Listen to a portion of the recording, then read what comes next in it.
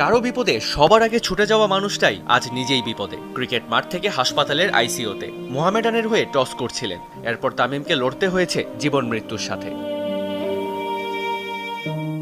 তবে কথাই আছে, শো মাস্ট গো অন। বন্ধ হয়নি খেলা। মুশফিক মিরাজরা খেলেছেন, দলকে জিতিয়ে ছুটে গেছেন হাসপাতালে। ছিলেন মাহমুদুল্লাহ রিয়াদও। তবে একজনের ছুটে যাবার পথ নেই। তামিমের সবচেয়ে কাছের মানুষ মাশরাফির হৃদয় ভেঙেছে। হয়তো কাঁদছিলেন সবার আড়ালে। সামাজিক মাধ্যমে ম্যাশ লিখেছেন, তোর কাছে যেতে পারলাম না।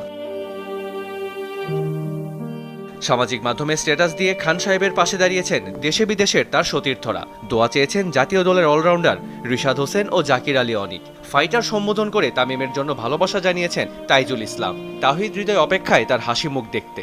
শুধু ক্রিকেটেই নয়, দ্রুত ফিরে আসার কামনা করেছেন বিনোদন জগতের সুপারস্টার শাকিব খান। দেশের গণ্ডি পেরিয়ে তামিমের